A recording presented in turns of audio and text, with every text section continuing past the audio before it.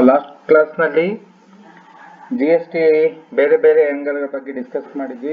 Silent features of G S T, concepts of G S T ಜೊತೆಯಲ್ಲಿ. Next one more important aspect of G S T, the first chapter is the benefits. So what are the benefits of G S T? So the main objective of GST or main purpose of GST is to remove the cascading effect of taxes. By removing the cascading effect of taxes, to reduce the price of the goods and services to ultimate consumer. Ultimate consumer ಗೆ the goods ಸರಕು ಸೇವೆಗಳ ಬೆಲೆ ಆದಷ್ಟು ಕಡಿಮೆ ಬೆಲೆಗೆ ಸಿಗಬೇಕು ಅನ್ನೋ ದೃಷ್ಟಿಯಿಂದ ಕ್ಯಾಸ್ಕೇಡಿಂಗ್ ಎಫೆಕ್ಟ್ ಅನ್ನ ರಿಮೂವ್ ಮಾಡೋ ಉದ್ದೇಶಕ್ಕೋಸ್ಕರ ಜಿ ಎಸ್ ಟಿ ಇಂಟ್ರೊಡ್ಯೂಸ್ ಮಾಡಿದ್ದನು ಅಂತ ನಮ್ಗೆ ಗೊತ್ತೇ ಇದೆ. ಸೊ ಹಾಗಾಗಿ the benefits of G S T can be categorized into 3 parts. One is benefits to the economy, that means the nation. There are benefits to the industry and business and benefits to the common man. ಈ ರೀತಿಯಲ್ಲಿ 3 benefits ಅನ್ನ 3 categorise 3 ವರ್ಗಗಳನ್ನಾಗಿ ವಿಂಗಡಿಸಲಾಗಿದೆ. ಒಂದು ಎಕಾನಮಿಗೆ ಏನು advantages, ಆನಂತರ business ಇಂಡಸ್ಟ್ರೀಸ್ಗಳಿಗೆ ಏನು advantages, ಮತ್ತೆ ultimate common ಮ್ಯಾನ್ಗೆ ಇದರಿಂದ ಏನು ಉಪಯೋಗ ಅನ್ನುವಂಥದ್ದು 3 ರೀತಿಯಲ್ಲಿ ನಾವು ನೋಡಬೇಕಾಗಿದೆ. The first thing is the advantages or the benefits to the economy. So the first thing is the major benefit of GST to the nation or the economy or the government is to creation of unified national market. ನಮಗೆ ಗೊತ್ತಿದೆ one nation one tax one market ಅಂತೇಳಿ. ಅದರಿಂದ unified law throughout the nation, ಒಂದೇ ರೀತಿಯಾದಂಥ ಲಾ ಇರಬೇಕು, ಒಂದೇ ರೀತಿಯಾದಂಥ tax ಲಾ ಇರಬೇಕು ಅನ್ನುವಂಥ ಏಮ್ ನಲ್ಲಿ ಗಮನದಲ್ಲಿ ಇಟ್ಟುಕೊಂಡು ಜಿ ಎಸ್ ಟಿ ಇಂಟ್ರೊಡ್ಯೂಸ್ ಮಾಡಿದ್ದು. ಸೊ ಮೇಜರ್ ಬೆನಿಫಿಟ್ ಏನಂದ್ರೆ ಎಕಾನಮಿಗೆ, it creates the G S T creates the unified national market. So it aims to make in India a common market with common tax rates, procedures, and remove all economic barriers from one state to another state. There were many economic barriers from one state to another states. If goods, ivaga Karnataka manufacturer, the Karnataka dealer, if he wants to sell his product into Gujarat, while entering into the Gujarat, he has to pay entry tax before introduction of GST. ಅವನು ಗುಜರಾತ್ನಲ್ಲಿ, ಕರ್ನಾಟಕದವನು ಗುಜರಾತ್ನಲ್ಲಿ ಮಾರಾಟ ಮಾಡಬೇಕು ಅಂದ್ರೆ ಅಲ್ಲಿ entry tax ಅನ್ನ pay ಮಾಡಬೇಕಾಗಿತ್ತು. ಆ ರೀತಿ ಎಕನಾಮಿಕ್ ಸಾಕಷ್ಟು ಒಂದು ಸ್ಟೇಟಿಂದ ಇನ್ನೊಂದು ಸ್ಟೇಟಿಗೆ ಲಾರಿಗಳು ಹೋಗ್ಬೇಕು, ವೆಹಿಕಲ್ ಗೂಡ್ಸ್ ಅನ್ನು ಹೊತ್ಕೊಂಡು ಲಾರಿಗಳು ಹೋಗ್ಬೇಕು ಅಂತ ಹೇಳಿದ್ರೆ ದೇರ್ ವಾಸ್ ರೆಸ್ಟ್ರಿಕ್ಷನ್ಸ್, ಅಂದ್ರೆ ಯುನಿಫೈಡ್ ನ್ಯಾಷನಲ್ ಮಾರ್ಕೆಟ್ ಇರಲಿಲ್ಲ. ಸೊ ಹಾಗಾಗಿ the G S T has created unified national market. The second advantages is benefits to the economy is it boosts the Make in India initiative. So as we know that the Make in India is the important and it is highly helpful to the Indian development of the Indian employment market also. So Make in India concept ಅಂತ ನಮ್ಗೆ ಗೊತ್ತಿದೆ. Foreigners, for example Samsung phone ನಮ್ಮ ದೇಶಕ್ಕೆ import ಮಾಡ್ಕೊಳ್ತಾ ಇದ್ವಿ, ಅಥವಾ Vivo ಅದನ್ನ foreign company ಅದನ್ನ ನಾವು ಇಂಪೋರ್ಟ್ ಮಾಡ್ಕೊಳ್ತಾ ಇದ್ವಿ. ಸೊ ಅದು ಇಂಪೋರ್ಟ್ ಮಾಡಿಕೊಂಡ್ರೆ ಕಾಸ್ಟ್ ಜಾಸ್ತಿ ಆಗಿದೆ. ನಮ್ಮ ಕಾಲೇಜ್ನಲ್ಲಿ ಯಾವುದೊಂದು ಫಂಕ್ಷನ್ ಆಗ್ತದೆ, ಕಾಲೇಜಲ್ಲಿ ಫಂಕ್ಷನ್ ಆಗುವಾಗ ಬೇರೆ ಇವಾಗ ಪುಂಜಲ್ಕಟ್ಟೆಯಲ್ಲೋ ಬಂಟ್ವಾಳದಲ್ಲ ಇನ್ನೆಲ್ಲೋ ಅಡಿಗೆ ಮಾಡಿಸಿ ನಮ್ಮ ಕಾಲೇಜ್ಗೆ ತಗೊಂಡು ಬಂದ್ರೆ ಕ್ಯಾಟ್ರಿಂಗ್ ಮಾಡಿದ್ರೆ ಅದರ ರೇಟ್ ಏನಾಗ್ತದೆ, ಜಾಸ್ತಿ ಆಗ್ತದೆ.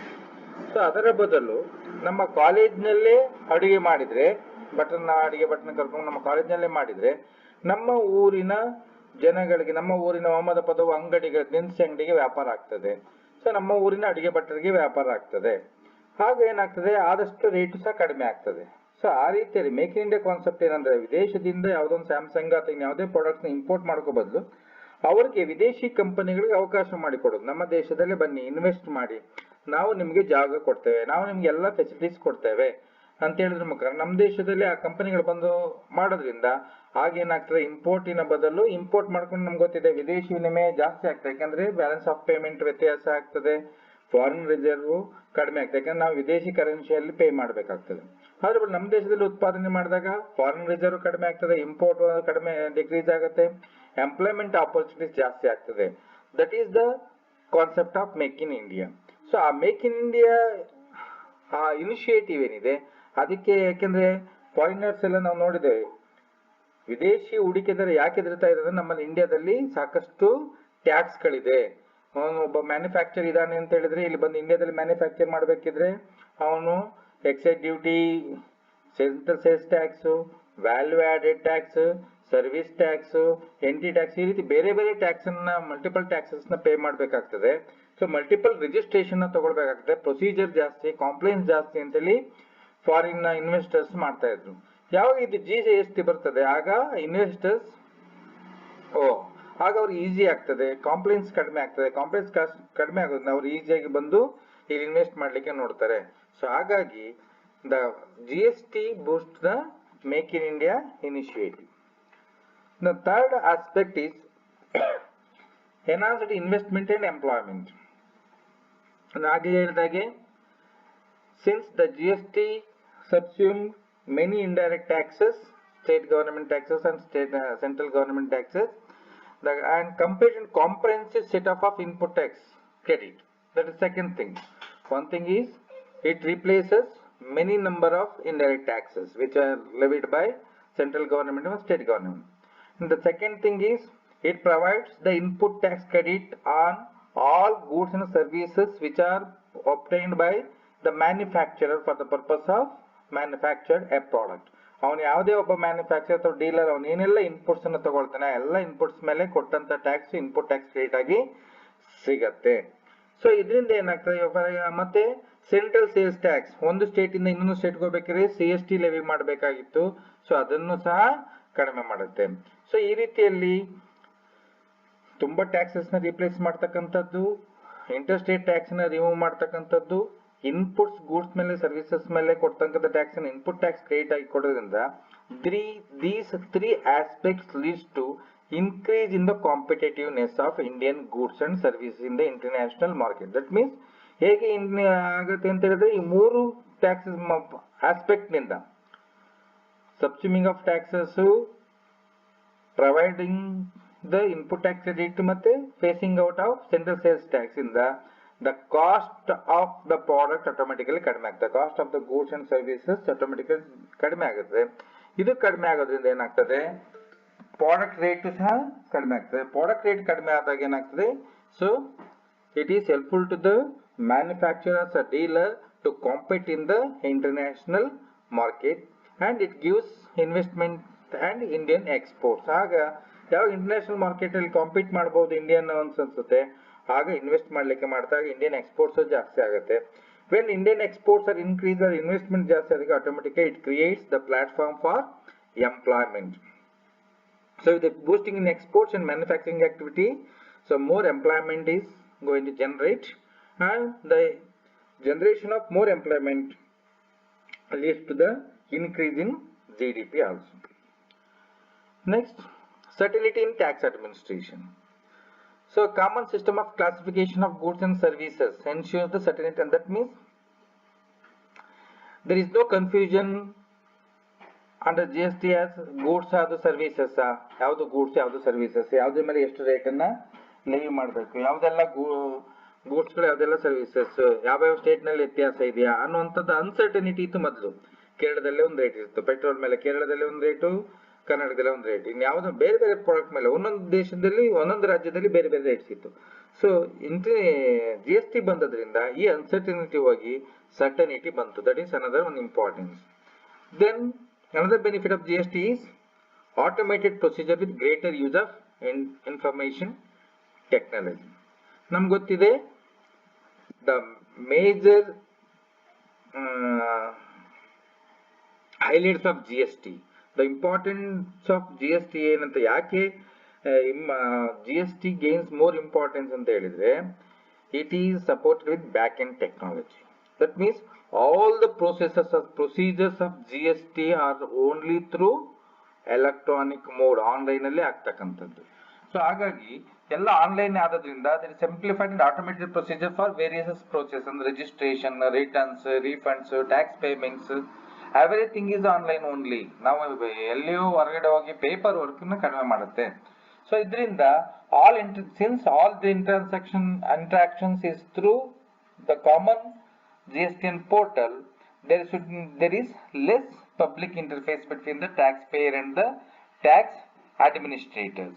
ಸೊ ಈ ರೀತಿ ಇದರಿಂದ ಸೊ ಎಕಾನಮಿಗೆ ಅಂದ್ರೆ ಪಬ್ಲಿಕ್ ಇಂಟರ್ಫೇಸ್ ಕಡಿಮೆ ಆಗೋದ್ರಿಂದ it is helpful to the government and also in economy. So reduction in compliance cost.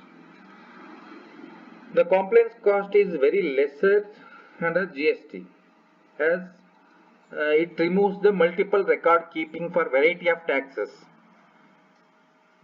Excise duty ಗೆ ಒಂದು, ಸರ್ವಿಸ್ ಟ್ಯಾಕ್ಸ್ ಗೆ ಒಂದು, ಬೇರೆ ಬೇರೆ ರಿಟರ್ನ್ಸ್ ಅನ್ನು ಫೈಲ್ ಮಾಡಬೇಕಿತ್ತು, ಬೇರೆ ಬೇರೆ ಬುಕ್ಸ್ ಆಫ್ ಅಕೌಂಟ್ಸ್ ಅನ್ನು ಮೇಂಟೈನ್ ಮಾಡಬೇಕಿತ್ತು. So these are all the things which has been removed by introduction of GST. Therefore, there is a lesser investment of resources and manpower in maintaining the records. ಹಾಗಾಗಿ maintain ಕಡಿಮೆ ಆಗೋದ್ರಿಂದ man power ಸಹ ಕಡಿಮೆ ಆಗುತ್ತೆ. So the uniformity in loss of procedure tax rates across the nation goes a long way in reducing the compliance cost. Automatically ನಾವು ನೋಡಿದ್ದೇವೆ subsuming of taxes ನಲ್ಲಿ around 17 taxes has been replaced by the GST. So ಹಾಗಾಗಿ compliance cost automatically decrease ಆಗ್ತದೆ. Next, simple and easy administration. Since it is with the back-end technology, usually the administration is very easy to the government. Next, better controls on leakage. So ಇದು technological support ಇರೋದ್ರಿಂದ ಎಲ್ಲವೂ ಸಹ technology ಇರೋದ್ರಿಂದ so ಇಲ್ಲಿ ಸಹ leakage ಆಗ್ಲಿಕ್ಕೆ ಇದರಲ್ಲಿ ಸಾಧ್ಯ ಇಲ್ಲ. ಅಂದ್ರೆ ಯಾರೋ ಟ್ಯಾಕ್ಸ್ ನಿಂದ ಇವೇಷನ್ ಆಗ್ಲಿಕ್ಕೆ ತಪ್ಪಿಸ್ಕೊಳ್ಳಿಕ್ಕೆ ಇದರಲ್ಲಿ ಸಾಧ್ಯ ಇಲ್ಲ. ಸೊ ಯಾಕೆಂದ್ರೆ ಸೆಲ್ಲರ್ ಯಾವ್ದೋ ಗೂಡ್ಸ್ ಅನ್ನ ಮಾರಾಟ ಮಾಡ್ತಾರೆ ಅಂದ್ರೆ ಅವನು GST ಇನ್ವಾಯ್ಸ್ ಅನ್ನ ಇಶ್ಯೂ ಮಾಡ್ತಾನೆ. GST ಇನ್ವಾಯ್ಸ್ ಅನ್ನು ಇಶ್ಯೂ ಮಾಡಿದ ತಕ್ಷಣ ಆಟೋಮೆಟಿಕ್ ಅದನ್ನ ಅಪ್ಲೋಡ್ ಮಾಡ್ತಾನೆ. ಅಪ್ಲೋಡ್ ಮಾಡಿದಾಗ ಅದು ಗೂಡ್ಸ್ ಯಾರಿಗೆ ಸೇಲ್ ಆಗಿದೆ ಅಂತ ಗೊತ್ತಾಗ್ತದೆ. ಸೊ ಆಗ purchase, for example Mahalakshmi stores school book ಕಂಪನಿಯಿಂದ ಗೂಡ್ಸ್ ಅನ್ನ ಪರ್ಚೇಸ್ ಮಾಡಿದ್ದಾರೆ ಅಂತ ಹೇಳಿದ್ರೆ ಆಟೋಮೆಟಿಕಲಿ ಮಹಾಲಕ್ಷ್ಮಿ ಸ್ಟೋರ್ಸ್ ನ ಸೇಲ್ಸ್ ನ ಬಗ್ಗೆ ಪ್ರತಿ ತಿಂಗಳು ಇನ್ವಾಯ್ಸ್ ಅನ್ನ ಅಪ್ಲೋಡ್ ಮಾಡ್ತಾನೆ.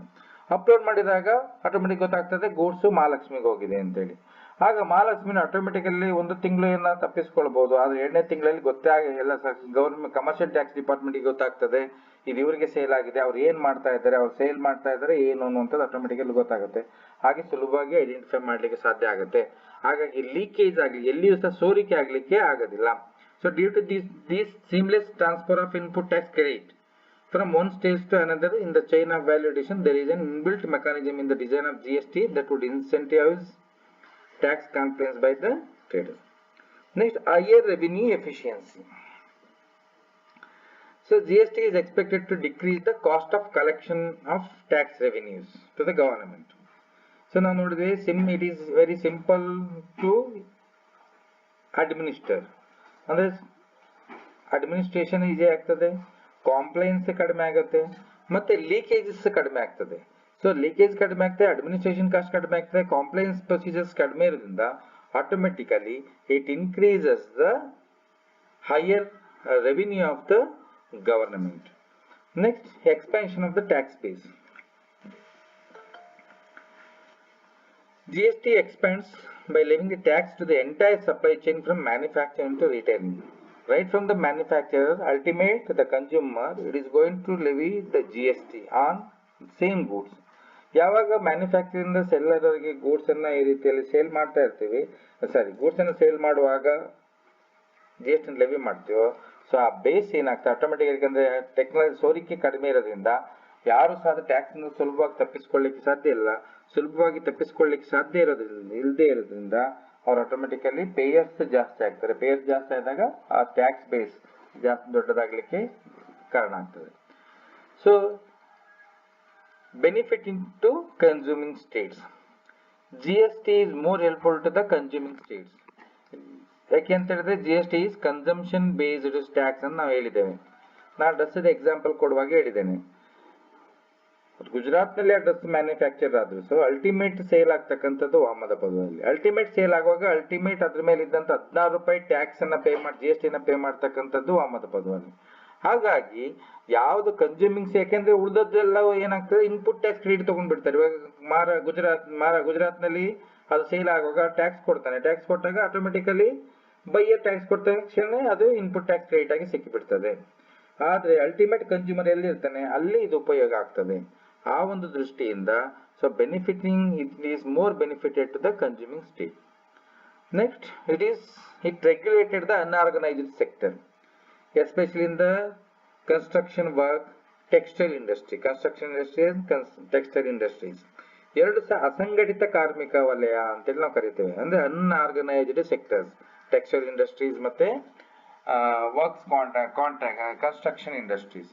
ಸೊ GST ಎರಡನ್ನೂ ಸಹ ರೆಗ್ಯುಲೇಟ್ ಮಾಡೋದ್ರಿಂದ ಅದಕ್ಕೆ ಬೇಕಾದಂತ ಪ್ರೊವಿಷನ್ಸ್ ಮತ್ತೆ ಕಾಂಪ್ಲೈನ್ಸಸ್ ಇರೋದ್ರಿಂದ automatic it regulates the unorganized sectors like textile industries and construction industry. Next, transparency. The complexity of the present indirect tax structure prevents transparency. GST ಬರ್ಲಿಕ್ಕಿಂತ ಮುಂಚೆ ಇದನ್ನ ಎಲ್ಲೋ ಸಹ ಪೇಪರ್ ವರ್ಕ್ ಇತ್ತು, ಎಲ್ಲೋ ಮ್ಯಾನ್ಯುವಲ್ ವರ್ಕ್ ಇದ್ದದ್ರಿಂದ 1 crore ಅಥವಾ 1 ಲಕ್ಷದ turn over ಆದ್ರೆ ಅವನು ತೋರಿಸ್ತಿದ್ದೆ ಒಂದು 30,000 ರೂಪಾಯಿ. ರಾಮನ್ ಲೆಕ್ಕ ಕೃಷ್ಣನ್ ಲೆಕ್ಕ ಅಂತೇಳಿ ಒಂದು 30,000 ರೂಪಾಯಿ ತೋರಿಸ್ತಾರೆ. ಒಂದು 70,000 ರೂಪಾಯಿನ ಹಾಗೆ ಮಿಸ್ಯೂಸ್ ಮಾಡೋದು. ನಾವು ನೋಡ್ತೇವೆ ಬಿಲ್ ಕೊಡಿ ಅಂದ್ರೆ ಒಂದು ವೈಟ್ ಪೇಪರ್ ಬರೆದು ಬಿಲ್ ಕೊಡ್ತಿದ್ರು. ಇನ್ನು ಸೀಲ್ ಒಂದು ಸೀಲ್ ಬೇಕಿದ್ರೆ ಹಾಕ್ತಾ ಇದ್ರು. ಅದನ್ನೇನು ಅಕೌಂಟೇಬಲ್ ಇರಲಿಲ್ಲ. ಈಗ ಏನಂತ ಹೇಳಿದ್ರೆ ಹೇಳಿದ್ನಲ್ಲ, ಎಲ್ಲಿಂದ ಎಲ್ಲಿ ಗೂಡ್ಸ್ ಪರ್ಚೇಸ್ ಮಾಡಿದ್ರು ಸಹ ಅವರು ಆಟೋಮೆಟಿಕಲಿ ಎಲೆಕ್ಟ್ರಾನಿಕಲಿ ಜನರೇಟೆಡ್ ಇನ್ವಾಯ್ಸ್ ಇರುತ್ತೆ. ಎಲೆಕ್ಟ್ರಾನಿಕಲಿ ಜನರೇಟೆಡ್ ಇನ್ವಾಯ್ಸ್ ಇರೋದ್ರಿಂದ ಆಟೋಮೆಟಿಕಲಿ ಅದು ಗೊತ್ತಾಗ್ತದೆ ಯಾರು ಯಾರಿಗೆ ಸೇಲ್ ಮಾಡಿದ್ದಾರೆ, ಯಾರು ಎಷ್ಟು ಟ್ಯಾಕ್ಸ್ ಅನ್ನ ಕಟ್ಟಿದ್ದಾರೆ, ಆ ಟ್ಯಾಕ್ಸಿನ ರೇಟ್ ಎಷ್ಟು, ಎಲ್ಲವೂ ಸಹ ಕ್ಲಿಯರ್ ಆಗಿ ಇರೋದ್ರಿಂದ ಸೊ ಇದರಲ್ಲಿ GST ಟ್ರಾನ್ಸ್ಪರೆನ್ಸಿ ಇದೆ. ಈ ಟ್ರಾನ್ಸ್ಪರೆನ್ಸಿ ಇರೋದ್ರಿಂದನೇ ಲೀಕೇಜ್ ಕಡಿಮೆ ಆಗ್ತದೆ, ಟ್ಯಾಕ್ಸ್ ತಪ್ಪಿಸ್ಕೊಳ್ಳೋರು ಕಡಿಮೆ ಆಗ್ತಾರೆ. ಇದರಿಂದನೇ ಟ್ಯಾಕ್ಸ್ ಬೇಸಿಸ್ ಜಾಸ್ತಿ ಆಗ್ಲಿಕ್ಕೆ ಸಾಧ್ಯ ಆಗುತ್ತೆ. So this are the major advantages to the economy of the government from the GST. Next, another second category is benefits of GST to the business and industry. It is more helpful to the agricultural industries. So because it has given under GST there are more exemptions are available to the agricultural industries. So, and ತುಂಬಾ exemptions ಅನ್ನ concessions ನ agriculture industries ಕೊಟ್ಟಿದೆ. But agriculture ಅಷ್ಟು ಯಾವುದೇ goods ಅನ್ನ manufacture ಮಾಡ್ಲಿಕ್ಕೆ ಬೇರೆ ತಗೊಂಡ್ ಬಂದ ಅಂತ ಹೇಳಿದ್ರೆ ಅದ್ರ ಮೇಲೆ ಟ್ಯಾಕ್ಸ್ ಕೊಟ್ಟಿದ್ರೆ ಅಕಸ್ಮಾತ್ ಅವ್ನ ಪ್ರಾಡಕ್ಟ್ ಎಕ್ಸೆಂಪ್ಷನ್ ಇದ್ರೆ ಅವನಿಗೆ ಇನ್ಪುಟ್ ಟ್ಯಾಕ್ಸ್ ಕ್ರೆಡಿಟ್ ಸಹ ಅವನಿಗೆ ಸಿಗ್ತದೆ. So input tax credit provision ಇರೋದ್ರಿಂದ ಮತ್ತು ತುಂಬಾ ಗೂಡ್ಸ್ ಗಳ ಮೇಲೆ ಅಗ್ರಿಕಲ್ಚರ್ ಎಕ್ವಿಪ್ಮೆಂಟ್ ಮೇಲೆ ಎಕ್ಸೆಂಪ್ಷನ್ಸ್ ಇರೋದ್ರಿಂದ ಕನ್ಸೆಷನ್ಸ್ ಇರೋದ್ರಿಂದ ಮೇಜರ್ ಬೆನಿಫಿಟ್ಸ್ ಇದೆ. ಫಾರ್ ಎಕ್ಸಾಂಪಲ್ ನಾವು ಅಡಿಕೆ ಬೆಳಿತೀವಿ, ಅಡಿಕೆ ಬೆಳೆದ್ರೆ ಸೊ ಅದ್ರ ಮೇಲೆ ರೈತ ಟ್ಯಾಕ್ಸ್ ಕೊಡ್ಬೇಕಂತಿಲ್ಲ, ಯಾರು ಪರ್ಚೇಸ್ ಮಾಡ್ತಾರೋ ಅವ್ನು ಇಂಡಸ್ಟ್ರೀಸ್ನವ್ರು ಕೊಡ್ತಾನೆ. ಅಥವಾ ಕ್ಯಾಶೋ ಗೇರು ಬೀಜ ಬೆಳಿತಾರೆ ಅಂತ ಹೇಳಿದ್ರೆ ಗೇರು ಬೀಜವನ್ನ ಯಾರು ಮಾರಾಟ ಮಾಡ್ತಾನೆ ಅವ್ನು ಟ್ಯಾಕ್ಸ್ ಕೊಡ್ಬೇಕಂತಿಲ್ಲ. ಅದಕ್ಕೆ ಗೇರು ಕ್ಯಾಶೋ ನಟ್ಸ್ ಟ್ಯಾಕ್ಸ್ ಕೊಡ್ತಾರೆ ಯಾರು ಇಂಡಸ್ಟ್ರಿ, ಶ್ರೀನಿವಾಸ್ ಇಂಡಸ್ಟ್ರಿನವರು ಆ ಗೇರು ಬೀಜನ ಪರ್ಚೇಸ್ ಮಾಡ್ತಾನೆ, ಗೇರು ಬೀಜವನ್ನ ಪರ್ಚೇಸ್ ಮಾಡೋರು ಟ್ಯಾಕ್ಸ್ ಅನ್ನ ಕೊಡ್ಬೇಕಾಗ್ತದೆ. ಈ ರೀತಿಯಲ್ಲಿ ಈ ಬೇರೆ ಬೇರೆ ಪ್ರಾವಿಷನ್ಸ್ ಮುಖಾಂತರ ಅಗ್ರಿಕಲ್ಚರ್ ಇಂಡಸ್ಟ್ರೀಸ್ಗೆ ಇದು ಬೆನಿಫಿಟ್ಸ್ ಆಗಿದೆ. ನೆಕ್ಸ್ಟ್, ಮಿಟಿಗೇಷನ್ ಆಫ್ ಇಲ್ effects of cascading effect of taxes. ನಾವು ನೋಡಿದ್ದೇವೆ ಬೇರೆ ಬೇರೆ ಟ್ಯಾಕ್ಸಸ್ ಅನ್ನ ಸಬ್ಸ್ಯೂ ಮಾಡೋದ್ರಿಂದ ಸೊ ಏನಾಗ್ತದೆ ಆ ಟ್ಯಾಕ್ಸಸ್ ಗಳೆಲ್ಲವೂ ಸಹ ಕಡಿಮೆ ಆಗ್ತದೆ. ಎಲ್ಲ ಆ ಕ್ಯಾಸ್ಕೇಡಿಂಗ್ ಎಫೆಕ್ಟ್ ಆಫ್ ಟ್ಯಾಕ್ಸಸ್ ಇದರಲ್ಲಿ ಕಡಿಮೆ ಆಗುತ್ತೆ. By subsuming most of the central government taxes and state taxes into a single tax and also it allows the setup of input tax credit and all other purchases. ಎಲ್ಲ ಯಾವುದೆಲ್ಲ purchase ಮಾಡ್ತಾನೆ manufacture ಅಥವಾ dealer ಎಲ್ಲ purchases ಮೇಲೆ ಕೊಟ್ಟಂತಹ taxes input tax credit ಆಗಿ ಸಿಗ್ತದೆ. ಅದರಿಂದಾಗಿ ಮತ್ತೆ ಒಂದೇ ಟ್ಯಾಕ್ಸಸ್ ಅವನು ಗೂಡ್ಸ್ ಮ್ಯಾನುಫ್ಯಾಕ್ಚರ್ ಮಾಡೋದಕ್ಕೆ ಸೇಲ್ ಮಾಡೋದಕ್ಕೆ ಎಲ್ಲದು ಒಂದೇ ಟ್ಯಾಕ್ಸಸ್ ಇರೋದ್ರಿಂದ ಆ ಕ್ಯಾಸ್ಕೇಡಿಂಗ್ ಎಫೆಕ್ಟ್ ಕಡಿಮೆ ಆಗ್ತದೆ. Next, benefit to small traders and entrepreneurs. So small traders and entrepreneurs ಗೆ that means up to 40 lakh there is no need of getting the registration under GST. ಆದ್ರೆ ಮೊದಲು ವ್ಯಾಲ್ಯೂ ಟ್ಯಾಕ್ಸ್ ಸಿಸ್ಟಮ್ ಅಲ್ಲಿ ತುಂಬಾ ಕಡಿಮೆ ಇತ್ತು, ಕಡಿಮೆ ಟರ್ನ್ ಓವರ್ 2.5 ಲಕ್ಷ 5 ಲಕ್ಷ ಇತ್ತು ಅಂದ್ರೆ ಅವ್ನು ರಿಜಿಸ್ಟ್ರೇಷನ್ ಆಗಬೇಕಾಯ್ತು. ಬಟ್ ಇಂಟ್ರೊಡಕ್ಷನ್ GST ಬಂದ ನಂತರ ಅಪ್ ಟು 40 lakhs ಅವನ ಟರ್ನ್ ಓವರ್ ಒಂದು ವರ್ಷದಲ್ಲಿ 40 ಲಕ್ಷ ಮೀರಿದ್ರೆ ಮಾತ್ರ ರಿಜಿಸ್ಟ್ರೇಷನ್ ತಗೊಳ್ಬೇಕು, ಇಲ್ಲದಿದ್ರೆ ಅವನು ರಿಜಿಸ್ಟ್ರೇಷನ್ ಮಾಡಬೇಕು ಅಂತೇಳಿ ಇಲ್ಲ. ಅದರ್ ಥಿಂಗ್ ಈಸ್ ಟ್ಯಾಕ್ಸ್ ನಲ್ಲಿ ಮೊದಲೇನಾಗ್ತಾ ಇತ್ತು, ಅಹಮದಾಬಾದಲ್ಲಿ ಒಂದು ಬ್ರಾಂಚ್ ಇದೆ, ಮಂಗಳೂರು ಒಂದು ಬ್ರಾಂಚ್ ಇದೆ, ಬೆಂಗಳೂರಿನಲ್ಲಿ ಒಂದು ಬ್ರಾಂಚ್ ಇದೆ, ಅಂದ್ರೆ ಬೇರೆ ಬೇರೆ ಬ್ರಾಂಚಸ್ಗೆ ಬೇರೆ ಬೇರೆ ರಿಜಿಸ್ಟ್ರೇಷನ್ ನ ತಗೊಳ್ಬೇಕಿತ್ತು. But under GST there is only single registration is required for each state. ಒಂದು ಸ್ಟೇಟ್ ನಲ್ಲಿ ಒಂದು ರಿಜಿಸ್ಟ್ರೇಷನ್ ಮಾಡಿಸಿದ್ರೆ ಸಾಕಾಗ್ತದೆ. ಅದ್ರ ಜೊತೆಗೆ ನಾನು ಹೇಳಿದೆ 40 ಲಕ್ಷದವರೆಗೆ ಅವ್ರಿಗೆ ಎಕ್ಸೆಂಪ್ಷನ್ ಇದೆ ಅಂತ ಹೇಳಿದ್ರೆ, ಅದಲ್ಲದೆ ಅಕಸ್ಮಾತ್ 1.5 crore ಅವರಿಗೆ ಕಂಪೋಸಿಷನ್ ಸ್ಕೀಮ್ ಇದೆ. ನಾವು ನೋಡಿದ್ದೇವೆ ಕಂಪೋಸಿಷನ್ ಸ್ಕೀಮ್ ಅಲ್ಲಿ ಅವನು ಏನ್ ಮಾಡಬಹುದು, ಟ್ಯಾಕ್ಸ್ ಅನ್ನು 1% ಟ್ಯಾಕ್ಸ್ ಅನ್ನ ಪೇ ಮಾಡಬಹುದು ಅಪ್ ಟು 1.5 crore ಅವರಿಗೆ. ಆ ರೀತಿಯಲ್ಲಿ ಈ ರೀತಿ ಬೇರೆ ಬೇರೆ ಅಪರ್ಚುನಿಟೀಸ್ ಕೊಡೋದ್ರ ಮುಖಾಂತರ, ಬೇರೆ ಬೇರೆ ಫೆಸಿಲಿಟೀಸ್ ಕೊಡೋದ್ರ ಮುಖಾಂತರ it is more advantages to the small micro enterprises, small scale industries, medium size industries. ಅಂದ್ರೆ ಗೃಹ ಕೈಗಾರಿಕೆಗಳಿಗೆ, ಸಣ್ಣ ಕೈಗಾರಿಕೆಗಳಿಗೆ ಮತ್ತು ಮಧ್ಯಮ ಕೈಗಾರಿಕೆಗಳಿಗೆ ಇದು ಅನುಕೂಲ ಆಗುತ್ತೆ, ಮತ್ತೆ ಸಣ್ಣ ಸಣ್ಣ ಉದ್ದಿಮೆದಾರರಿಗೆ ಇದು ಅನುಕೂಲ ಆಗ್ತದೆ. Next, easy compliance to the industries. ನಾನು ಮೊದಲೇ ಹೇಳಿದಾಗೆ ಮಲ್ಟಿಪಲ್ ಟ್ಯಾಕ್ಸಸ್ ಇದ್ದಾಗ ಮಲ್ಟಿಪಲ್ ಬುಕ್ಸ್ ಆಫ್ ಅಕೌಂಟ್ಸ್ ಅನ್ನ, ರೆಕಾರ್ಡ್ ಕೀಪಿಂಗ್ಸ್ ಅನ್ನ ಮಾಡಬೇಕಿತ್ತು. ಎಕ್ಸೈಸ್ ಡ್ಯೂಟಿಗೆ ಬೇರೆ, ಸರ್ವಿಸ್ ಟ್ಯಾಕ್ಸಸ್ಗೆ ಬೇರೆ, ಆಕ್ಟ್ರಾಯ್ಗೆ ಬೇರೆ, ವ್ಯಾಲ್ಯೂಡ್ ಟ್ಯಾಕ್ಸ್ಗೆ ಬೇರೆ, ಬೇರೆ ಬೇರೆ ಬುಕ್ಸ್ ಆಫ್ ಅಕೌಂಟ್ಸ್ ಅನ್ನ ಮೇಂಟೈನ್ ಮಾಡಬೇಕಿತ್ತು. ಬೇರೆ ಬೇರೆ ರಿಟರ್ನ್ಸ್ ಅನ್ನ ಫೈಲ್ ಮಾಡಬೇಕಿತ್ತು. ಬೇರೆ ಬೇರೆ ಪೇಮೆಂಟ್ ಸಿಸ್ಟಮ್ ಅನ್ನ ಇಟ್ಕೊಳ್ಬೇಕಿತ್ತು. ಇದೆಲ್ಲವನ್ನು ರಿಪ್ಲೇಸ್ ಮಾಡೋದ್ರಿಂದ a robust and comprehensive IT system would be the foundation of the GST regime in India. So therefore all procedures such as registration, returns, payments ಎಲ್ಲವೂ ಸಹ available to the taxpayer through online. So ಹಾಗಾಗಿ automatically it is more compliance and more transparency. Next, uniformity of tax rate structures. ಇದು one nation one tax ಆದ್ರಿಂದ throughout the nation there is a single tax procedure and tax rate, same tax, unified tax rates across the country, unified procedure across the nations. ಎಲ್ಲಿ ಕೇರಳದಲ್ಲಿ ಹೇಗಿದೆಯೋ, ಕರ್ನಾಟಕದಲ್ಲಿ ಹೇಗಿದೆಯೋ, ನೀವು ಡೆಲ್ಲಿಗೆ ಹೋದ್ರು ಅದೇನೆ, ಜಮ್ಮು ಅಂಡ್ ಕಾಶ್ಮೀರಕ್ಕೆ ಹೋದ್ರು same procedures. Next, improved competitiveness. So compliance cost ಕಡಿಮೆ, ಅಡ್ಮಿನಿಸ್ಟ್ರೇಷನ್ ಕಾಸ್ಟ್ ಕಡಿಮೆ, ಇವೆಲ್ಲದರಿಂದ it increases the competitiveness. That means reductions in transaction cost of doing business, reductions in the compliance cost of business leads to the decrease in the cost of the product. ಅಂದ್ರೆ administration cost ಕಡಿಮೆ ಆದ ತಕ್ಷಣ automatically the cost of production ಸಹ ಕಡಿಮೆ ಆಗ್ತದೆ. So cost of reduction in the transaction cost of production leads to the increase in the competitiveness or improved competitiveness ಜಾಸ್ತಿ ಆಗಲಿಕ್ಕೆ ಇದು ಅನುಕೂಲ ಮಾಡಿಕೊಳ್ಳುತ್ತೆ. And it gives to the manufacturers and exporters. So same things, subsuming of multiple taxes, phasing out of central sales tax which was levied on interstate transactions, and allowing input tax credit on all their purchases leads to the decrease in the cost of product. And easy compliance, that means administration through the all procedures through online only. Since it is through online mode, the compliance cost is also very less. From these factors, subsuming of taxes, allowing input tax credit, then easy compliance, phasing out of central tax, these 4 points or 4 aspects lead to the decrease in the cost.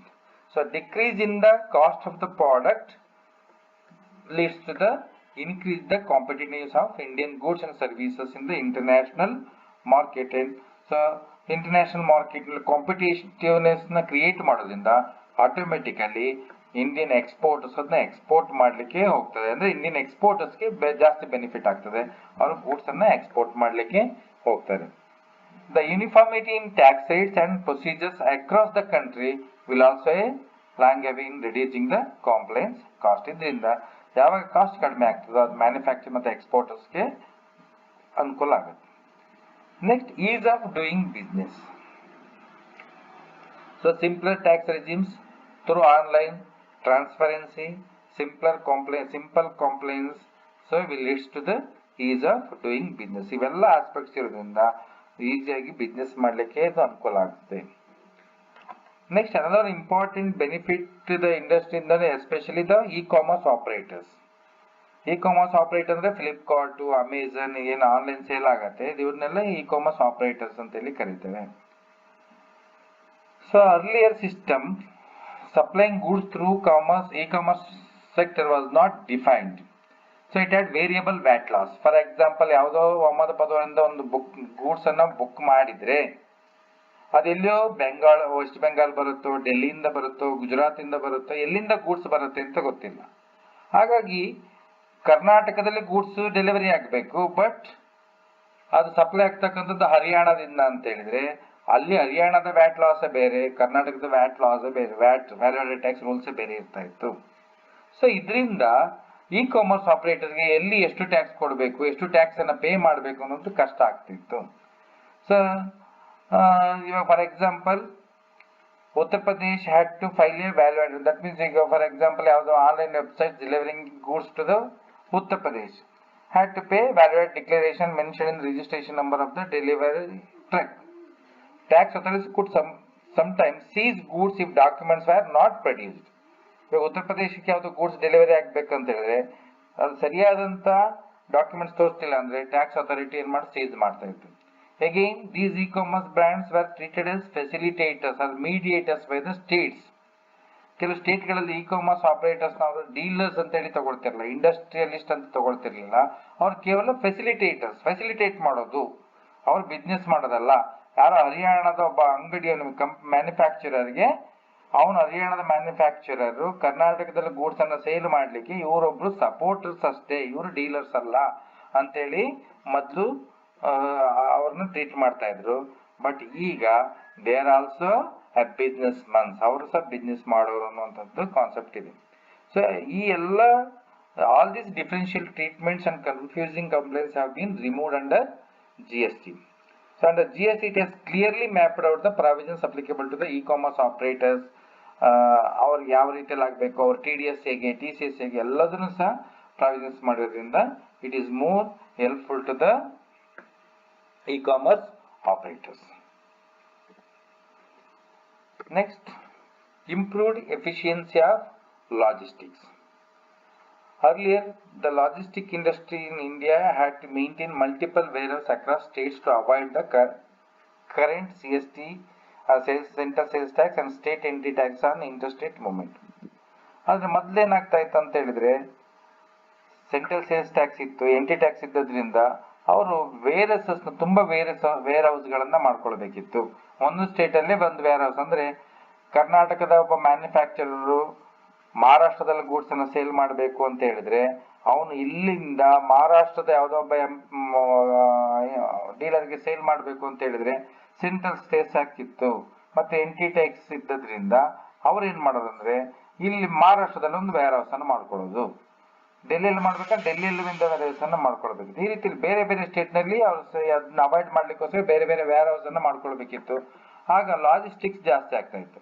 ಮತ್ತೆ ಒಂದು state ನಿಂದ ಇನ್ನೊಂದು ಸ್ಟೇಟ್ಗೆ ಯಾವುದೇ goods ಹೋಗ್ಬೇಕು ಅಂತ ಹೇಳಿದ್ರೆ ಲಾರಿಗಳು borders ನಲ್ಲಿ ನಿಂತ್ಕೊಂಡು ಅಲ್ಲಿ ಚೆಕ್ಅಪ್ ಆಗ್ತಿತ್ತು. ಟೋಲ್ ಗೇಟ್ ನಲ್ಲಿ ತುಂಬಾ ಟೈಮ್ ಸ್ಪೆಂಡ್ ಮಾಡ್ತಾ ಇದ್ರು, ತುಂಬಾ ವೆಯ್ಟ್ ಮಾಡ್ಬೇಕಿತ್ತು. ಕೆಲವೊಮ್ಮೆ 1 ಡೇ 24 hours 48 hours ಎಲ್ಲ ವೆಯ್ಟ್ ಮಾಡ್ಬೇಕಿತ್ತು. ಬಟ್ GST ಬಂದ ನಂತರ ನಾ ಹೇಳಿದೆ ಯಾಕೆ ಮಿಡ್ ನೈಟ್ ನಲ್ಲಿ ಯಾಕೆ GST ಇಂಟ್ರೊಡ್ಯೂಸ್ ಮಾಡೋದಂದ್ರೆ ಅದು ಗೂಡ್ಸ್ಗೆ ಸ್ವಾತಂತ್ರ್ಯ ಕೊಟ್ಟದ್ದು. ಜಮ್ಮು ಕಾಶ್ಮೀರದಿಂದ ಕನ್ಯಾಕುಮಾರಿವರೆಗೆ ಗೂಡ್ಸ್ ಯಾವುದೇ ಇಂಟರಪ್ಷನ್ ಇಲ್ಲದೆ ಟ್ರಾನ್ಸ್ಪೋರ್ಟ್ ಮಾಡಬಹುದು. ಇದರಿಂದಾಗಿ ಲಾರಿಗಳು ವೇಟ್ ಮಾಡೋ ಟೈಮ್ ಕಡಿಮೆ ಆಗ್ತದೆ, ವೇರ್ ಹೌಸಸ್ ನ ಎಸ್ಟಾಬ್ಲಿಷ್ ಮಾಡೋ ಅವಶ್ಯಕತೆ ಇಲ್ಲದೆ ಇರೋದ್ರಿಂದ automatically it increases the logistics transport ಅಂದ್ರೆ ಲಾಜಿಸ್ಟಿಕ್ ಇಂಡಸ್ಟ್ರಿಯನ್ನ ಇಂಪ್ರೂವ್ ಮಾಡ್ಲಿಕ್ಕೆ ಇದು ಅನುಕೂಲವನ್ನ ಮಾಡಿಕೊಡ್ತದೆ. ಅಂದ್ರೆ ಇವ್ರು ತಗೊಂಡು ವೇರ್ ಹೌಸ್ ಅಲ್ಲಿ ಇಟ್ಬಿಡ್ತಿದ್ರು, ಇಟ್ಬಿಟ್ಟಾಗ ಅಲ್ಲಿ ವೇರ್ ಹೌಸ್ ಇಂದ ಅಲ್ಲಿಗೆ ಶಿಫ್ಟ್ ಮಾಡ್ತಾ ಇದ್ರು. ಆದ್ರೆ GST ಬಂದದ್ರಿಂದ ಇವಾಗ ಫಾರ್ ಎಕ್ಸಾಂಪಲ್ ಅಹಮದಾಬಾದಿಂದ ಯಾವ್ದು ಮಹಾರಾಷ್ಟ್ರಕ್ಕೆ ಬಾಂಬೆಗೆ ಗೂಡ್ಸ್ ಸೇಲ್ ಮಾಡ್ಬೇಕಂದ್ರೆ ಇಮಿಡಿಯೇಟ್ಲಿ ಟ್ರಾನ್ಸ್ಪೋರ್ಟ್ ಬೇಕಾಗ್ತದೆ. ಮೊದ್ಲೇನಾಗ್ತಿತ್ತು, ಯಾವ್ದೋ ಒಬ್ಬ ಮುಂಬೈಲಿ ಒಬ್ಬ ಗೂಡ್ಸ್ ಬೇಕಂದ್ರೆ ಅಲ್ಲೇ ವೇರ್ ಹೌಸ್ ಇತ್ತು, ವೇರ್ ಹೌಸ್ ನಿಂದ ಅಲ್ಲಿಗೆ ಗೂಡ್ಸ್ ಅನ್ನು ಸಪ್ಲೈ ಮಾಡ್ತಿದ್ರು. ಆದ್ರೆ ಇಲ್ಲಿ ಡೈರೆಕ್ಟ್ ಸೆಲ್ ಇರೋದ್ರಿಂದ ಯಾವುದೇ ಇಂಟ್ರಪ್ಷನ್ ಇಲ್ಲದೆ ಇರೋದ್ರಿಂದ ಬಿಟ್ವೀನ್ ಸ್ಟೇಟ್ ಅದೇ ಇಂಟರ್ಸ್ಟೇಟ್ ಟ್ರಾನ್ಸಾಕ್ಷನ್ ಅಲ್ಲಿ ಗೂಡ್ಸ್ ಅನ್ನ ಸುಲಭವಾಗಿ ಸಪ್ಲೈ ಮಾಡ್ಲಿಕ್ಕೆ ಆಗ್ತದೆ. So it leads to the improve efficiency of logistics. As an outcome of GST, warehouse operators and e-commerce players have shown interest in setting up their warehouses at strategic locations. ಯಾವುದೋ ಒಂದು locations ಅಲ್ಲಿ ಮಾಡಿಕೊಂಡು ಅಲ್ಲಿಂದ goods ಅನ್ನು supply ಮಾಡೋದು. So reduction in unnecessary logistic cost leads to increase in profits for businesses who are involved in the supply of goods. So these are all the important benefits of GST to the business and industries. So the next part, the benefits of common man, ಅದನ್ನ ನಾವು next class ನಲ್ಲಿ discuss ಮಾಡುವ.